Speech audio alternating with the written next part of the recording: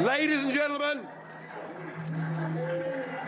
dare to dream that the dawn is breaking on an independent, united kingdom.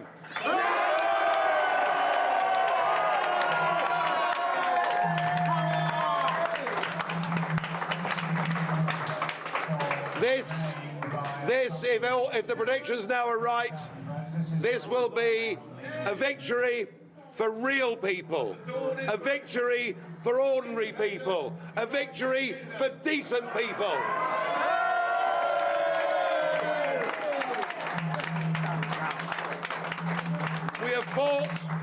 We have fought against the multinationals, we fought against the big merchant banks, we fought against big politics, we fought against lies, corruption and deceit, and today honesty, decency and belief in nation, I think now is going to win.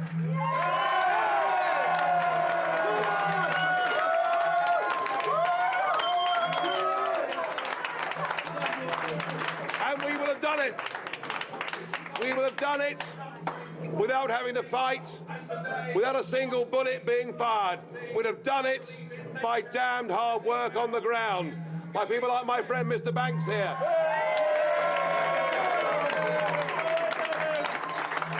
And by people in the Labour Party and the Conservative Party and UKIP and of no party who've taken part in this campaign. And we'll have done it not just for ourselves, we'll have done it for the whole of Europe. I hope this victory brings down this failed project and leads us to a Europe of sovereign nation states trading together, being friends together, cooperating together, and let's get rid of the flag, the anthem, Brussels and all that has gone wrong.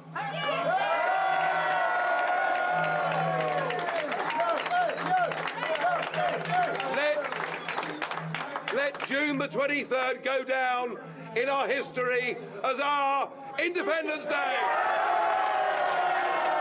The events in the USA over the last few weeks have been a very profound shock to you. Perhaps you're right. You see, what has happened here is somebody has stood on a manifesto for election, got into office, and within 1 week said that he will hold faith with his own electorate. It is called genuine democracy. Unlike the system we have in the European Union, where the unelected commissioners like Mogherini here have the sole right to propose legislation. So I'm sure that it's a great shock to you to see that a genuinely elected Democrat is doing what he was put in to do. And it must be, I would think today in Washington. Sorry. I can't hear you, mate.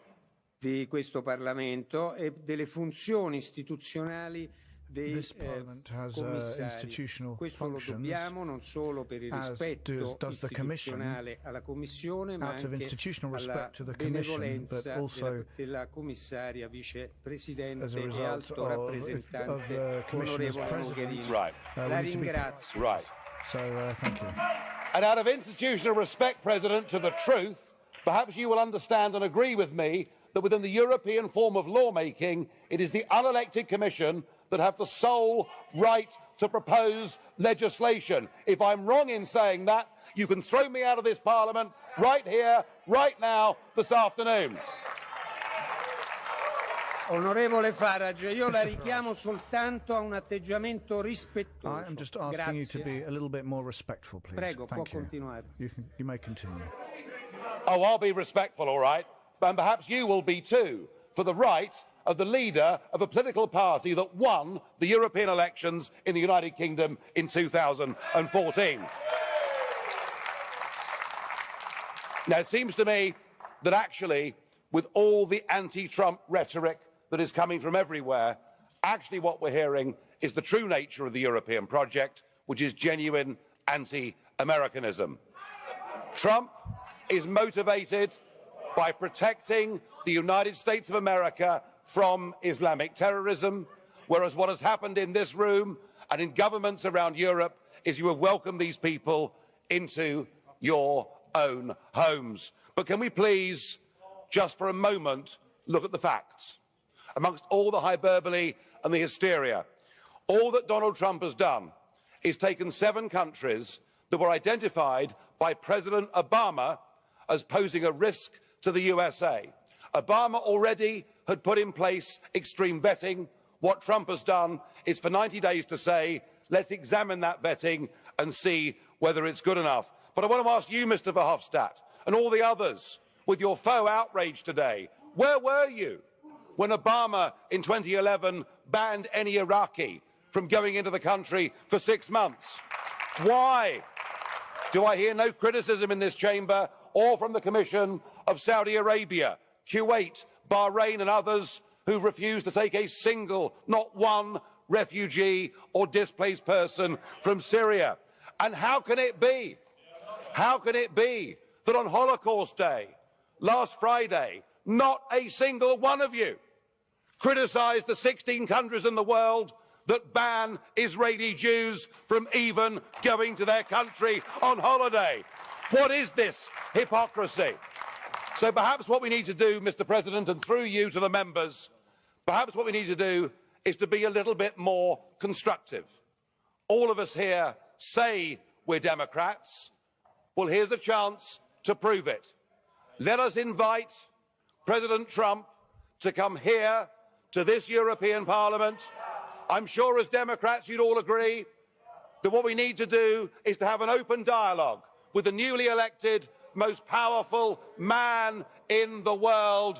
And if you throw that rejection back in my face, then you prove yourself to be the anti-democratic zealots that I always thought you were.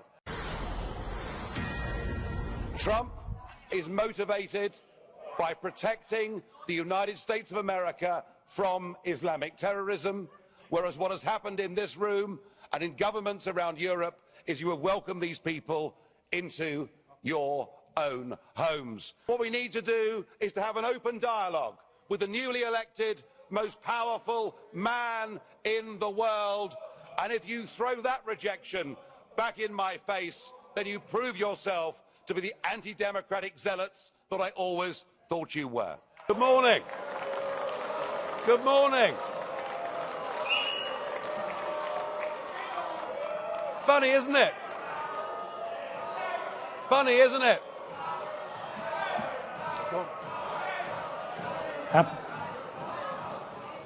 Thank you very much for that very warm welcome. How things have changed. Just a second, Mr. Farage. Ladies and gentlemen, one major quality of democracy is that you listen to those even if you don't share their opinion. Well, thank you, Mr. Schultz. Isn't it funny? You know, when I came here 17 years ago and I said that I wanted to lead a campaign to get Britain to leave the European Union, you all laughed at me. Well, I have to say, you're not laughing now, are you? And the reason you're so upset, the reason you're so angry, has been perfectly clear from all the angry exchanges this morning. You, as a political project, are in denial. You're in denial that your currency is failing. You're in denial. Well, just look at the Mediterranean. No. As a policy to impose poverty on Greece and the rest of the Mediterranean, you've done very well.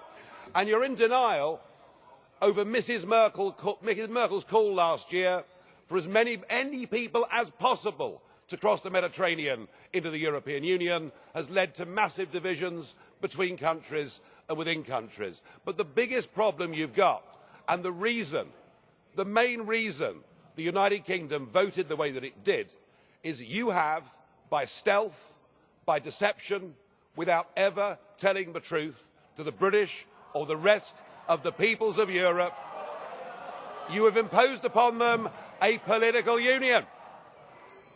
You've imposed upon them a political union. And when the people in 2005 in the Netherlands and France voted against that political union, when they rejected the Constitution, you simply ignored them and brought the Lisbon Treaty in through the back door. What happened last Thursday was a remarkable result. It was indeed a seismic result, not just for British politics, for European politics, but perhaps even for global politics too, because what the little people did, what the ordinary people did, what the people who've been oppressed over the last few years and seen their living standards go down, they rejected the multinationals, they rejected the merchant banks, they rejected big politics, and they said, actually, we want our country back. We want our fishing waters back. We want our borders back. We want to be an independent, self-governing, normal nation. And that is what we have done, and that is what must happen. And in doing so, we now offer a beacon of hope to Democrats across the rest of the European continent. I'll make one prediction this morning. The United Kingdom will not be the last member state to leave the European Union. So the question is, what do we do next? Now, it is up to the British government to invoke Article 50. And I have to say that I don't think we should spend too long in doing it. I totally agree, Mr Juncker, that the British people have voted. We need to make sure that it happens. But what I would like to see is a grown-up and sensible attitude to how we negotiate a different relationship. Now I know that virtually none of you have ever done a proper job in your lives, or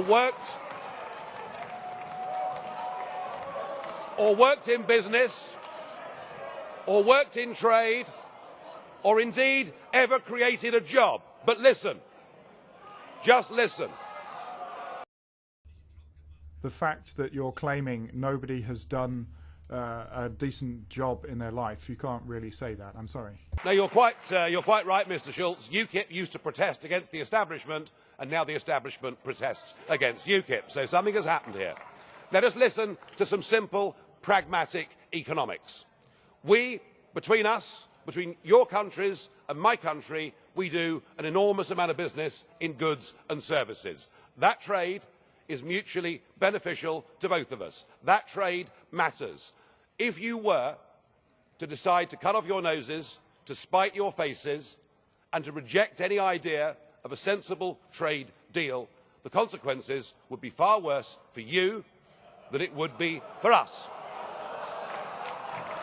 And even no deal is better for the United Kingdom than the current rotten deal that we've got. But if we were to move to a position where tariffs were reintroduced on products like motor cars, then hundreds of thousands of German workers would risk losing their jobs. So why don't we just be pragmatic, sensible, grown up, realistic, and let's cut between us a sensible tariff-free deal, and thereafter recognise that the United Kingdom will be your friend, that we will trade with you, we will cooperate with you, we will be your best friends in the world. But do that, do it sensibly, and allow us to go off and pursue our global ambitions and future. Thank you.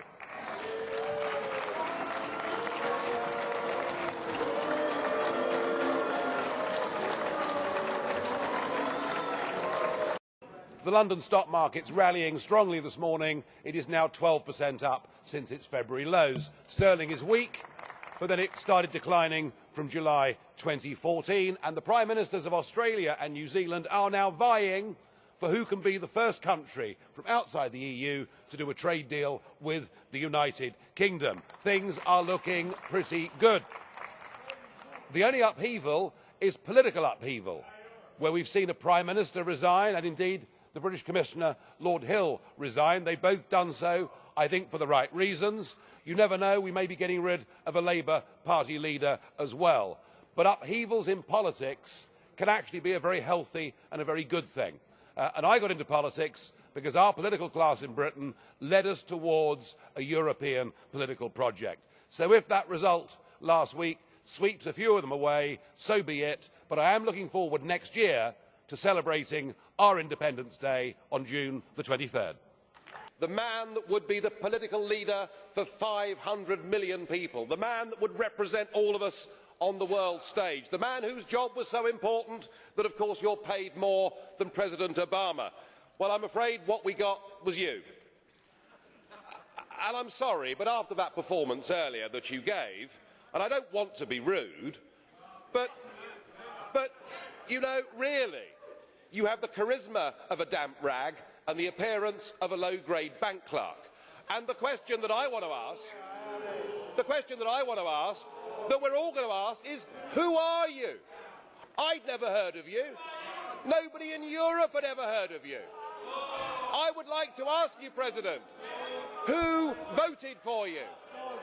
And what mechanism? Oh, I know democracy is not popular with you lot. And what mechanism do the peoples of Europe have to remove you? Is this European democracy? Well, I sense, though, that you're competent and capable and dangerous, and I have no doubt that it's your intention to be the quiet assassin of European democracy and of the European nation states. You appear to have a loathing for the very concept of the existence of nation states. Perhaps that's because you come from Belgium, which of course is pretty much a non-country. But since you took over, we've seen Greece reduced to nothing more than a protectorate. Sir, you have no legitimacy in this job at all, and I can say with confidence that I can speak on behalf of the majority of the British people in saying we don't know you, we don't want you, and the sooner you're put out to grass, the better. I ask myself the question, why would a successful country that's enjoyed 1,000 years of independence give up its right of self-government to the unelected non-entities that we see sitting before us this morning? And the answer that comes back from the Foreign Office and the great of the good is that we must have influence in Europe. We must have a seat at top table and we can change things. And we've done our best to prove what good Europeans we are. We go on paying you £50 million a day. We've helped the Euro bailout fund, even though we didn't join the currency, thank goodness. We've given you 80% of the fish stocks that swim in our waters. Your fleets can come and take that from us. And we've applied every directive you've given us absolutely to the letter, all of it to gain influence. In fact, Nick Clegg is so deluded he still thinks we can take the lead in Europe. When a British Prime Minister goes to a summit with a very modest proposal to protect a uniquely important British industry, a snarling President Sarkozy tells him where to go, with German approval of course, and we find ourselves without a friend in the room, some influence. Well, you've decided to head off on the Titanic towards economic and democratic disaster, and we're now in a lifeboat outside the Titanic, but we're threatened by a bow wave that is going to come and engulf us if we're not careful, and it's retribution, and we've heard the language of retribution this morning. Financial markets legislation is going to be imposed upon Britain, and we will have no influence whatsoever over any of it. Something changed, though, on Friday. Mr Cameron may not know it, but we are now on course. Britain is going to make the great escape. We're going to get out of this union. We'll be the first European country to get our freedom back. I suspect many others will follow. And then what we'll have is our democracy back, our liberty back, and we'll have influence in the world. Thank you. Well, Mr Varadkar, you are very popular here. A standing ovation from left and centre and right. Mr Juncker looking joyous. In fact, this European project could have no greater, stronger devotee for a militarised, expansionist United States of Europe. You, of course, worked here as a young man. You're a devotee. In fact, we should call you, I think, a European Unionist, whatever the cost to Ireland may be. Normally, of course, small countries count for nothing here. It's run by the big boys, but right at the minute, you're important and you're useful because you've helped with the obstructionism and the delay of Brexit. Firstly, on the Good Friday Agreement, where, as you know, the European Union had little or nothing to do with it. They were written in at a later stage, but of course, as everyone knows, nothing binds either side to continued membership of the Union, and you know the UK government intends to fully uphold it. The border issue. has been put up as a problem, but I think your predecessor, Bertie Ahern, has said, look, in practical terms, we don't face a problem. There's been a common travel area between us, of course, for decades. But it is on trade where that border could, in some ways, be challenged. And, of course, when you think that nearly 50% of exports from Irish-owned companies go to the United Kingdom, and agriculture in some sectors it's as high as 90%, you potentially have quite a lot to lose. And yet, despite the fact that no one should be fighting harder for a genuine, rounded trade deal than you, that doesn't appear to be the case. In fact, I'd even go further and say that if there was no trade deal between the European Union and the United Kingdom, an exception should be made for Ireland because of political sensitivity, and it's something that the World Trade Organization, I have no doubt, would back up. And yet it seems to me that you're prepared to put your devotion to the European project above the interest of Irish farmers and other companies too. And I wonder why. Well, let's cast our minds back a short distance. The rejection of the Lisbon Treaty by the Irish, a second referendum forced on their people, conducted on the most unfair, undemocratic lines that I have ever seen. You are part, of course, of a big attempt, here and elsewhere, to frustrate and to attempt to overturn Brexit. You don't want Britain to leave because you know if they do, others will leave too. And I would just say this to you. I don't want a second referendum on Brexit, absolutely not. But I fear that you are all working together with Tony Blair and Nick Clegg to make sure we get the worst possible deal. I say that because I've seen it all before. The difference is, if you force the Brits to do it again, there'll be a different outcome.